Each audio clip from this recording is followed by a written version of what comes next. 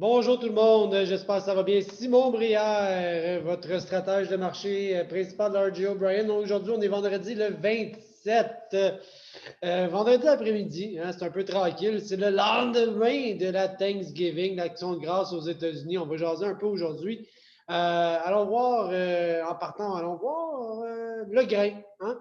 Allons voir le grain, qu'est-ce qui se passe. Je regarde au niveau du maïs, le maïs de mars, hein, les contrats de décembre qui arrivent à expiration. Les tendances sont positives, les moyennes mobiles, ça s'est croisé, c'est bien. MACD, je n'ai pas beaucoup d'informations que je trouve pertinentes. Les tendances sont positives. Au niveau du soya, là aussi, cette semaine, bon, pas beaucoup de progression.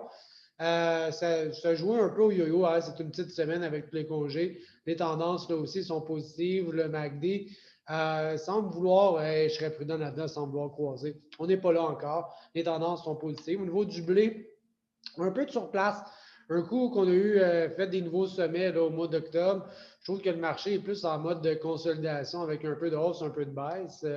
Au niveau de mes moyennes mobiles et de mon MACD, j'ai des signaux de vente qu'on a eu. Je n'ai toujours pas nécessairement renversé en les signaux de vente qu'on avait eu avec le revirement du mois d'octobre.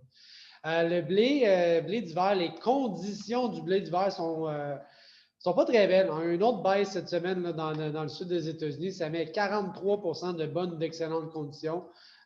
C'est une baisse de 3 En fait, si je regarde, je suis allé voir dans les 5 dernières années, là, 2021 n'est pas encore inscrit. Et là, je regarde ici pour les dates de novembre.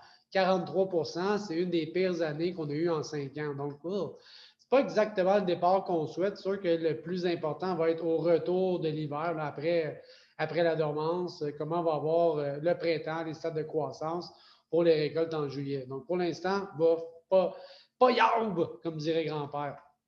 Production d'éthanol cette semaine, hein, on voit que ça continue à reprendre une progression, un retour à la normale, quoique il reste encore un petit peu de gallons à aller produire à chaque semaine. Au niveau de la demande pour la gasoline, on voit un 10 là, encore ce fameux 10 qu'on est plus faible cette année que l'année dernière au niveau de la demande pour la gasoline.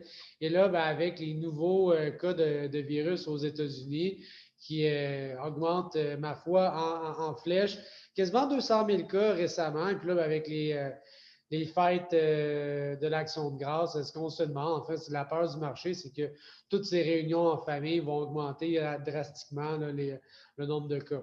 Je ne sais pas, ça reste à voir. C'est un risque, donc faites attention. Les ventes d'exportation, je regarde les ventes pour le port maintenant. Les ventes ont été bof, ont été très bof. 18 000, 18 millions de tonnes, ça en baisse de 47 par rapport à la moyenne des 4 dernières semaines.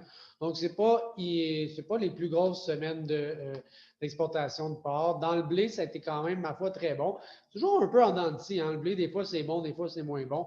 Là, on a frappé une semaine qui était très bonne. Donc, un sommet pour l'année de commercialisation, c'est très bon. Dans le cas du maïs, un rebond. Donc, là aussi, c'est pas mauvais. Similaire à la moyenne des 4 dernières années, ça va bien. Dans le soya, ben, ça se met à baisser beaucoup naturellement. Hein. Quand le soya est à 12 piastres à la bourse, on s'attend à ce que la consommation baisse un peu. C'est ce qu'on a. Donc aujourd'hui, 760 000 tonnes de soya en vente nette pour l'année 2020-2021. C'est en baisse de 47 par rapport aux moyennes des 4 dernières semaines et les plus faibles ventes d'exportation depuis le début de l'année. Autre chose, les marges de trituration. Hein, donc, qu'est-ce que j'ai en tourteau, en huile par rapport à mes achats de fèves?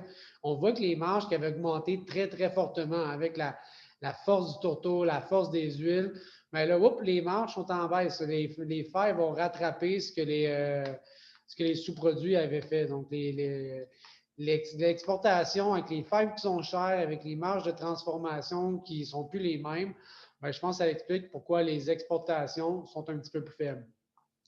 Dollar canadien, on se maintient à 77. On est vraiment le taux de change le plus fort depuis un petit peu plus qu'un an qu'on a en ce moment. Donc, je pense qu'on revient dans ce range-là qu'on avait entre 75 et 77. Mais prenez garde. Au niveau de l'Amérique du Sud, c'est en Argentine, c'est un début, somme toute, selon les temps. Environ 45% du soya est semé en Argentine. Les conditions météo depuis un mois ont été plutôt sèches, donc il y a eu un peu moins de précipitations, quoique la semaine prochaine, il y en annonce, ça devrait se stabiliser. Au niveau du soya, maintenant, au Brésil, entre 70 et 80%. On est dans les temps selon les moyennes des 5 dernières années.